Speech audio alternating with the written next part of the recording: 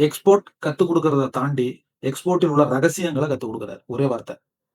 தொழில் ரகசியங்கள சார் சொல்லிக் குடுக்குறாரு. இந்த மாரி கண்டிப்பா யாருமே சொல்லி தரவே மாட்டாங்க. சோ ஒரு இடத்துலயும் எடுத்தோம்னா, எல்லாத்துலயும் நுணுக்கங்கள். அதாவது ஒரு உதாரணத்துக்கு சொல்லணும்னா, ஒரு ஸ்ப்ரெட்ஷீட்ல வொர்க் பண்றோம். இல்ல ஒரு வேர்ட்ல வொர்க் பண்றோம்னா, கண்ட்ரோல் எக்ஸ்னா கட்டு, கண்ட்ரோல் சினா காப்பி, கண்ட்ரோல் வினா பேஸ்ட்ன்னு சொல்ட்டு, நமக்கு அந்த விஷயம் தெரிஞ்சிருந்தாலும், அந்த அடிப்படையிலிருந்து சார் வந்து போவாரு.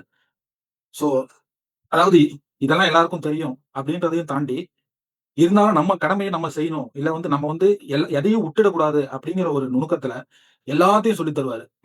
சோ அதுதான் நான் சொல்ல வந்தேன். அந்த தொழில் ரகசியங்கள் எல்லாத்தையும் சரியா கத்துக் குடுக்குற ஒரு நிறுவனம் அப்படின்னு சொன்னா, நம்ம எக்ஸ்போர்ட் ஹெல்ப் சென்டர்ன்னு தான் நான் சொல்லுவேன்.